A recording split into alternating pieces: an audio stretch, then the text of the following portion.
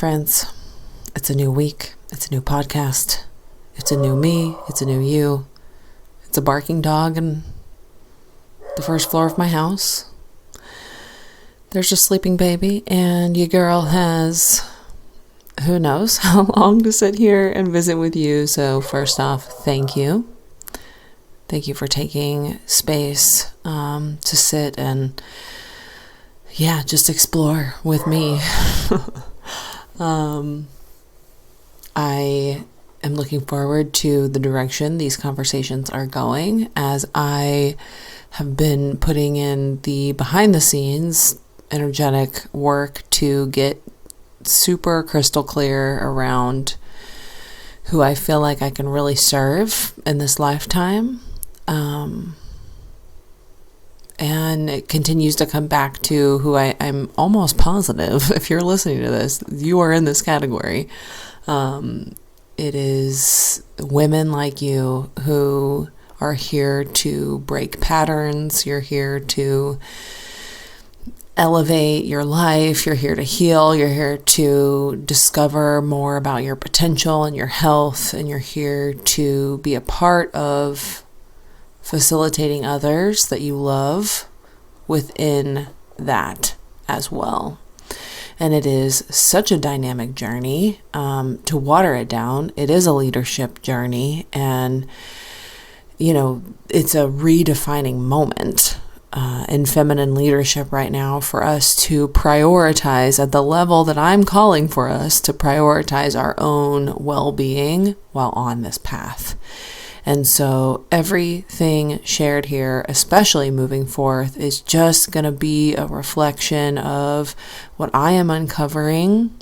My personal blueprint is deep with contemplation. It's deep with mindfulness. It's deep with just giving all of us a chance to slow down and check in. Because nothing changes in the outside world unless if we change or experience a change. And I want us to be friends with the change. I want us to be friends with this life. I want everybody who finds their way to my bubble, my life, my work. I want all of us to know just a fragment of our potential, and maybe even more in this lifetime. I'm actually starting to think we're about to see some really cool shit happen within our own lives and expressions through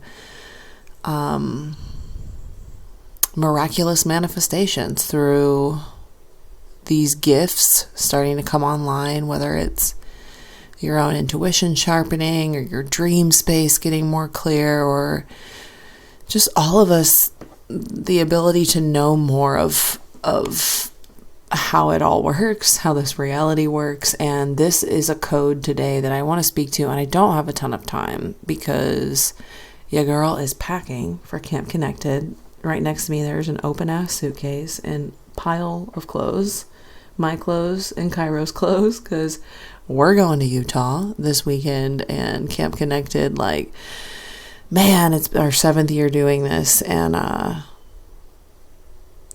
the couple of days leading up, if you've been, you can just kind of feel like, whew, okay, here we go. We're going into this portal of change and transformation. And the beautiful thing is that there is no right or wrong way to shift or transform or change inside of our illumination work.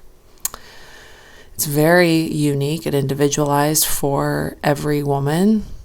And I like it that way, because we just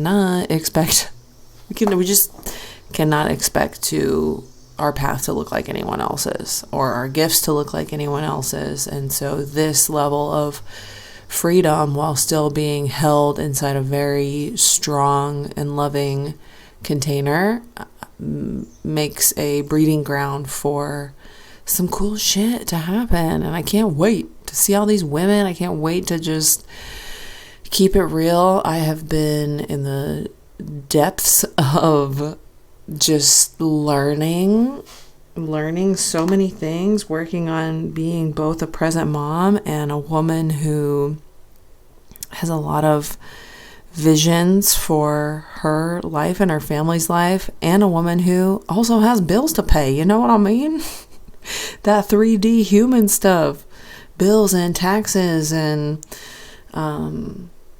businesses, like running businesses. That shit is like, you have to be very grounded to do it properly. And I continue to learn. I continue to up level. And so everything I'm speaking to from my own journey inside of it.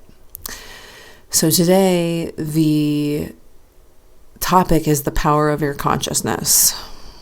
And really, I just want to water it into the power of your awareness and the power of your attention, where we are directing our focus, where our thoughts go throughout all of the moments that are challenging. Where do my thoughts go? Where does my mind go? Throughout moments that are very beautiful. And cultivating this ability, because it's an ability and a skill. Just like you wouldn't show up, doing freaking long jump and probably know exactly how to do it perfectly right away. The same goes for mindfulness and your consciousness, cultivating a relationship with your consciousness. But in my studies, the past 7 or 8 years of diving just muy deep into various spiritual teachings and consciousness, it's this this ability that we have that it can really help us when we are desiring to experience change. And even having that desire to want things to change in our world, so that means things about us have to change. That's a brave act, and not everybody's going to do that. Not everybody wants to change their behaviors or the way that they think about themselves or the world or the way they treat themselves or the world. And it's not everybody's path. It's not everybody's path to experience change. Some people are going to stay the exact same their whole life, and as leaders, we got to be okay with that in this style of leadership. You have to be okay with not everybody's path. The more you learn, the more you experience how good it feels to change and evolve. Not everybody's going to do it in your life, especially in your family. And it's okay. It is a-okay. And our work, my work, always gets to be what I do with the information I'm uncovering. Because when you say, okay, this area, I am ready to experience this change. Well, what happens if you have some practices that have you to slow down and sit and be inside of your mind and your heart and breathe and relax your physical body? You'll get shown. You will get insight from your inner guidance, from your direct channel to creative source energy. I used to think I had to go sit in a wooden box next to a kind of creepy priest and tell him, and that was the only way I had a direct access to God. Come to find out, what I am learning, this is my own experience, take it or leave it if this does not feel true to you, but what I'm learning is that no, I have within my own heart and mind, and especially when those are clear and aligned, I have my own radio dial I can tune into. But I have to give my whole being a helpful and well environment to strengthen my tuning fork. Because it can get cloudy. The channel can get staticky. And sometimes, if we're not careful, other stuff can infiltrate and get in and cloud the messages. So this is the journey. This is the big task that so many of us have right now, is to get very clear on where we are directing our time, our attention, our focus, what are we prioritizing? And if we are on this path of continual change, this cyclical path of peaks and valleys, but a continued expansion of your consciousness and of your awareness, you're locking in even tighter to these strengths and gifts that only you have. That's some powerful shit, man. And I know that none of us are alone in it. I know that in some circles, some of this conversation can feel too out there or too self-empowering and triggering, and I'm aware of that. I'm aware that my shit be triggering some people at times, and I am trying to learn, right? There's that trying word, but I'm really trying to learn to be okay with that, because we all have the task of trusting our intentions and trusting the purity of our heart. It's deep, fam, and we don't always have to take it so seriously. I think all of the teachers that everybody's learning from inside of religions, all of them came back to this personal power that I'm speaking of. But there are values and ways of being in the world that do have to be honored. There are boundaries. There are,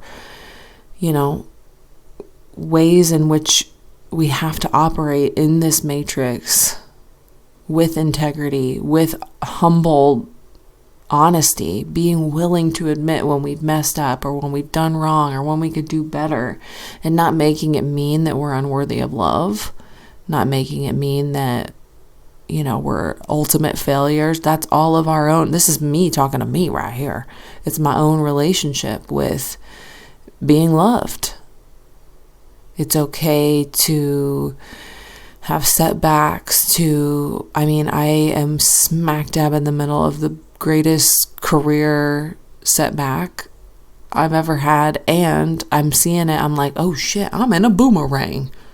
Because before I was just feeling like I was falling back into a never-ending pit of sadness and just failures, what felt like failures after the loss of my sister and my stepsister as well, the loss of many things. Y'all know if you've heard the story.